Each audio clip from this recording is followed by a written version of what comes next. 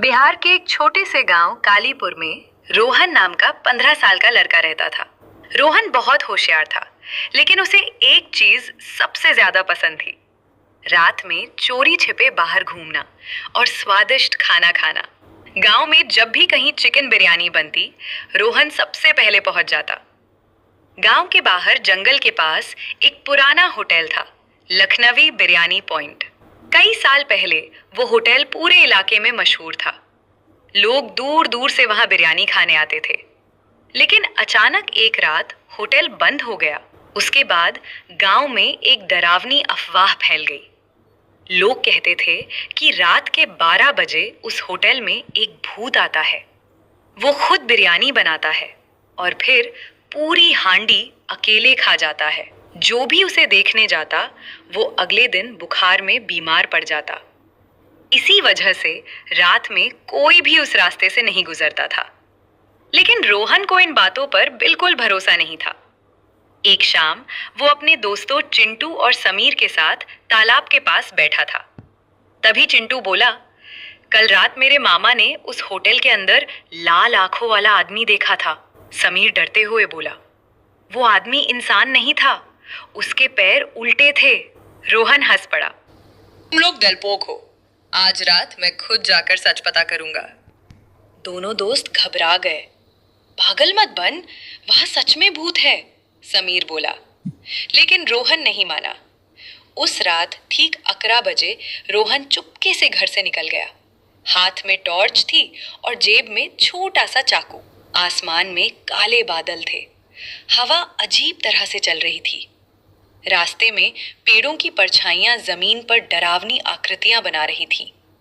जैसे जैसे रोहन होटल के पास पहुंचा, बिरयानी की खुशबू तेज होने लगी। वाह, इतनी अच्छी खुशबू, उसने सोचा। होटल पूरी तरह टूटा फूटा था। खिड़कियों पर जाले लगे थे और दीवारों पर काई जमी हुई थी। लेकिन सबसे अजीब बात, अंदर से हल्की पीली रोशनी आ रही थी। रोहन धीरे धीरे खिड़की के पास पहुंचा और अंदर झांका। अंदर का नजारा देखकर उसका दिल जोर जोर से धड़कने लगा। किचन में एक लंबा आदमी खड़ा था। उसने काले कपड़े पहन रखे थे। उसके बाल बहुत लंबे थे और चेहरा आधा जला हुआ था। वो बड़े भगोने में बिरयानी चला रहा था। लेकिन उसके हाथ इंसानों जैसे नहीं थे, वे लंबे और काले पंजों जैसे थे। अचानक वो आदमी धीरे धीरे गाने लगा, दम बिरयानी, गरम बिरयानी। उसकी आवाज सुनकर रोहन का शरीर कांप गया। फिर वो आदमी जमीन पर बैठा और तेजी से बिरयानी खाने लगा। पूरा भगोना कुछ ही मिनटों में खाली हो गया। तभी अचानक चर, रोहन के पैर के नीचे सूखी लकड़ी टूट गई। आवाज सुनते ही वो आदमी रुक गया। धीरे धीरे उसकी गर्दन पीछे घूमी। अब उसकी लाल आंखें सीधे रोहन को घूर रही थीं। कौन है? उसकी आवाज भारी और डरावनी थी। रोहन डर गया और भागने लगा। लेकिन तभी होटल का दरवाजा अपने आप बंद हो गया। धड़ाम, पूरा कमरा अंधेरे में डूब गया। रोहन तेजी से सांस लेने लगा। तभी उसके पीछे किसी की आवाज आई, मेरी बिरयानी देखकर भाग क्यों रहे हो? रोहन ने पीछे मुड़कर देखा। भूत उसके बिल्कुल सामने खड़ा था। उसके मुंह से धुआं निकल रहा था और आंखें आग की तरह चमक रही थीं। रोहन डर के मारे कांपने लगा। मुझे जाने दो।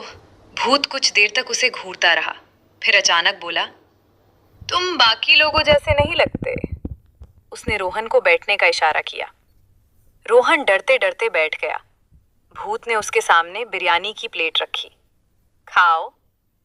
रोहन पहले मना करने वाला था, लेकिन खुशबू इतनी शानदार थी कि उसने थोड़ा सा खा लिया। और जैसे ही उसने पहला निवाला खाया, उसे लगा जैसे पूरी दुनिया घूम रही हो। उसकी आंखों के सामने अजीब दृश्य आने लगे। उसने देखा, कई साल पहले यही होटल लोगों से भरा हुआ था।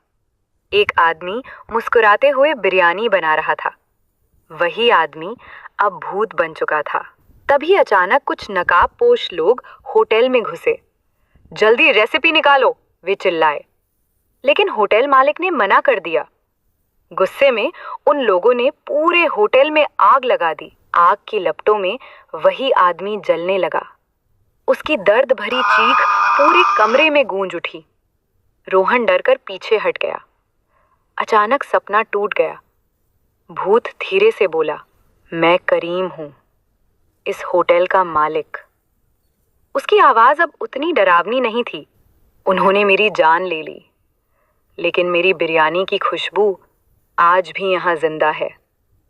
रोहन की आंखों में डर कम होने लगा। तो आप लोगों को नुकसान क्यों पहुंचाते हैं? करीम उदास होकर बोला, मैं किसी को नुकसान नहीं पहुंचाता। लोग मुझे देखकर खुद डर जाते हैं। तभी अचानक बाहर से जेसीबी मशीन की आवाज आई। घड़ घड़ घड़ घड़। करीम अचानक गुस्से में आ गया। नहीं, वो लोग फिर आ गए। रोहन खिड़की की तरफ भागा।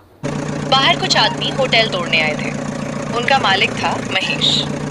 महेश बोला, आज इस पुराने होटल को गिरा दो, यहाँ बड़ा मॉल बनेगा। करीम की आंखें फिर लाल हो गईं। पूरा होटल हिलने लगा। दीवारों पर दरारें पड़ने लगी। बर्तन हवा में उड़ने लगे। रोहन समझ गया कि अगर करीम गुस्से में आया तो सबको नुकसान हो सकता है। वो तुरंत बाहर भागा। रुको, ये होटल मत तोड़ो। महेश हंस पड़ा। हट जा लड़के। तभी होटल का दरवाजा अपने आप खुला और धुएं के बीच करीम का भूत बाहर निकल आया। मजदूर डरकर चीखने लगे। किसी के हाथ से हथौड़ा गिर गया। किसी ने भागते भागते चप्पल छोड़ दी। महेश कांपने लगा। करीम हवा में तैरते हुए उसके सामने पहुंचा। ये होटल मेरा है। उसकी आवाज सुनकर जमीन तक कांप उठी। लेकिन तभी रोहन बीच में आ गया। करीम चाचा, इन्हें छोड़ दीजिए। भूत रुक गया। रोहन बोला, अगर आप सच में अपनी बिरयानी से प्यार करते हैं तो इस जगह को डर की नहीं, खुशी की जगह बनाइए। कुछ पल तक सन्नाटा रहा। फिर करीम की आंखों का लाल रंग धीरे धीरे गायब होने लगा। उसने गहरी सांस ली। शायद तुम सही कह रहे हो। अगले दिन गांव वालों को सारी सच्चाई पता चली। सबने मिलकर होटल को फिर से ठीक किया।